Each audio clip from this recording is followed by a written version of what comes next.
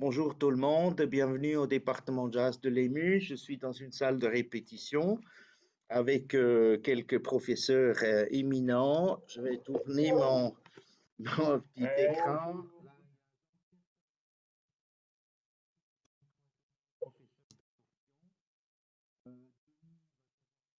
Et très bientôt, parce qu'il est très occupé, il est dans une masterclass qui l'accompagne avec la chanteuse Marine Racine. Et la semaine dernière, il a enregistré sa musique avec le MU Wind Orchestra pour l'RTS. Denis, ça s'est bien passé? Alors, bonjour à tous. Oui, c'était un beau moment de partage avec les étudiants parce qu'ils étaient hyper intéressés. Ils ont bien mis en valeur, très, très heureux de jouer avec eux, cette musique. Et puis, il y avait aussi voilà, ça rassemblait aussi donc les deux départements, classique et jazz, et tout ça dirigé par le chef d'orchestre Clark Rundle. Voilà, on attend le passage à la radio, mais c'était un beau moment. Et puis maintenant, on va retourner à cette masterclass ce matin. Voilà, Nicole qui travaille et on est ravis. Merci. Alors, je vous souhaite une bonne séance et puis à bientôt. Oh, merci Denis. Et Jean-Pierre, quels sont les prochains projets que tu vas réaliser? Alors, la semaine prochaine, je vais avoir une résidence où on revisite des standards, euh, où tous les étudiants qui participent revisitent, réécrivent des standards, leur propre version. Donc, on va travailler 4 jours là-dessus. Et puis, en parallèle, je profite aussi de fixer des répétitions pour mes propres projets. Voilà, quoi. Donc, ça, c'est un peu la prochaine chose. Merci beaucoup.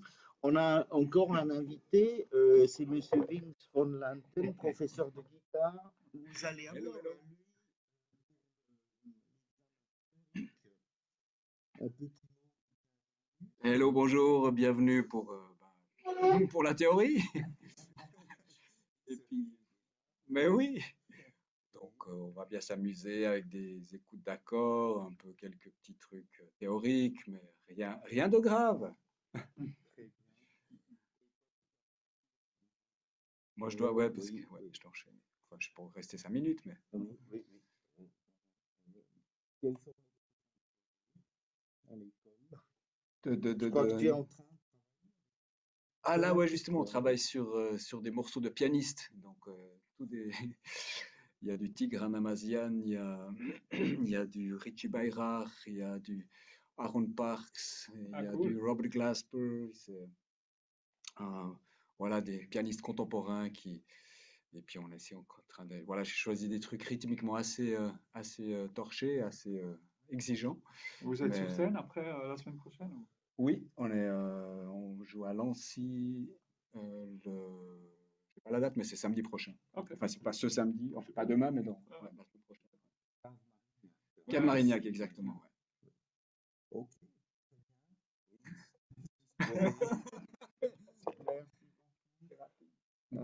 Alors, pour la suite, je vais partager mon écran.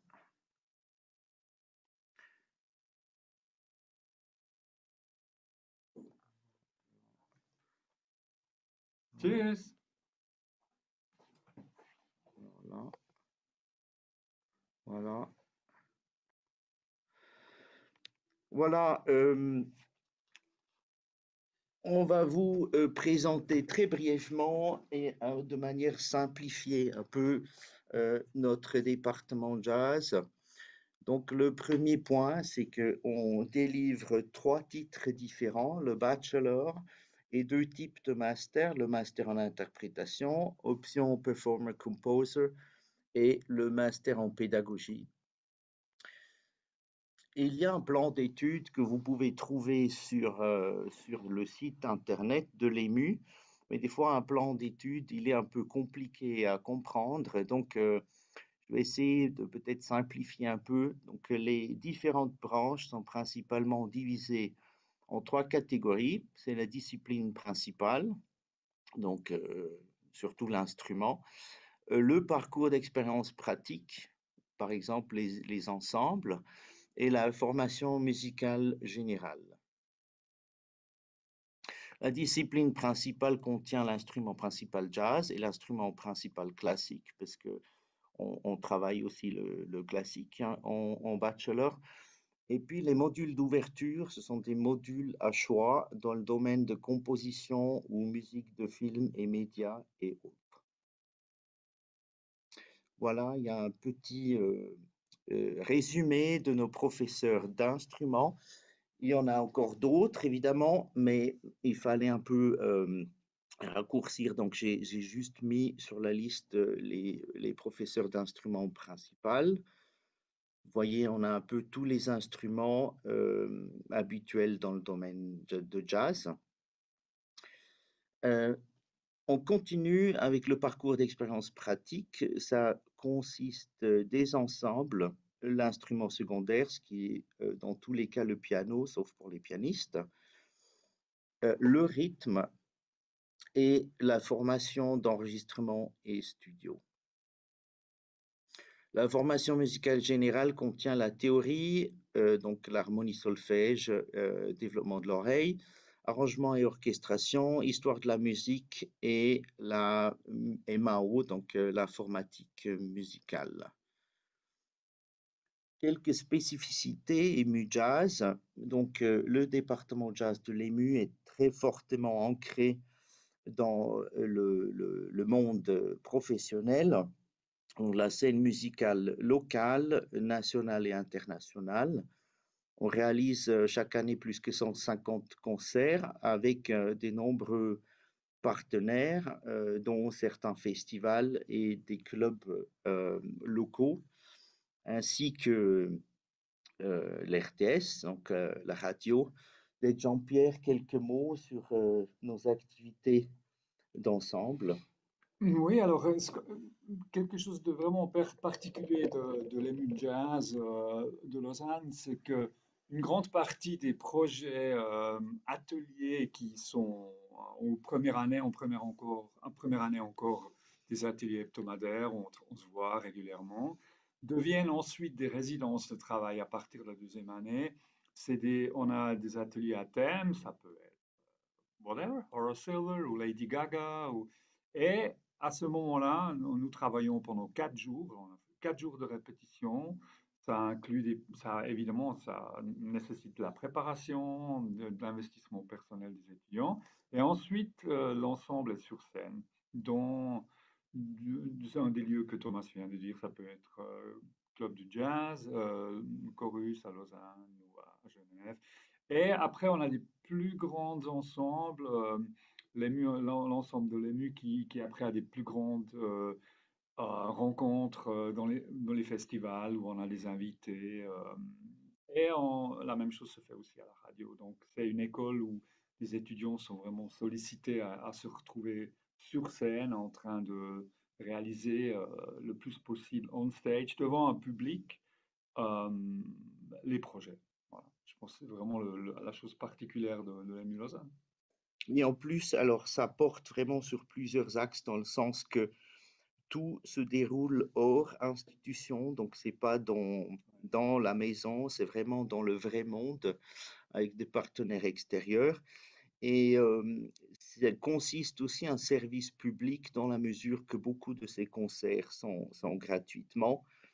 Et j'ose dire qu'on a probablement un taux d'exploitation au niveau public qui est autour de 90%. Donc, il y a vraiment beaucoup de monde qui profite de voir nos concerts.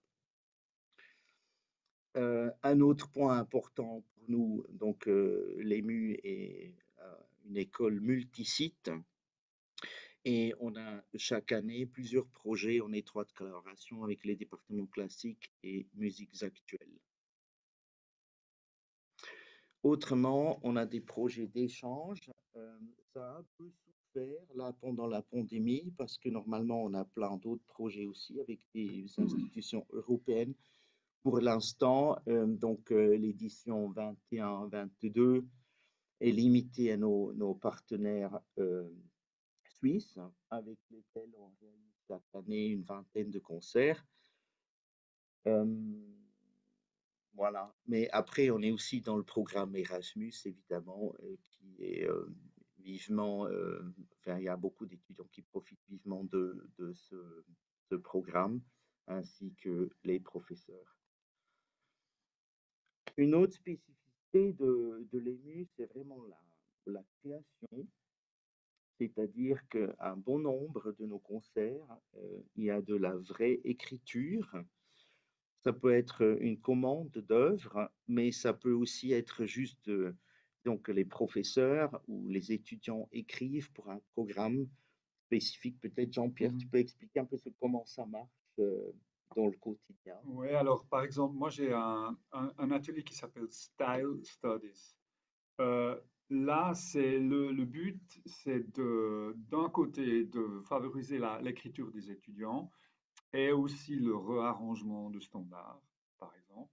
Et puis, c'est un atelier de performance, c'est-à-dire on fait un après-midi et soir de répétition et la semaine d'après, on est en studio d'enregistrement où on enregistre. Et c'est vraiment mode old school, enregistrement live, deux takes, la pièce complète, c'est pas édité, il faut vraiment être capable de traverser la pièce, si possible, en faisant le moins de fautes possible, quoi. Donc ça, c'est une spécificité où on favorise la compo des étudiants.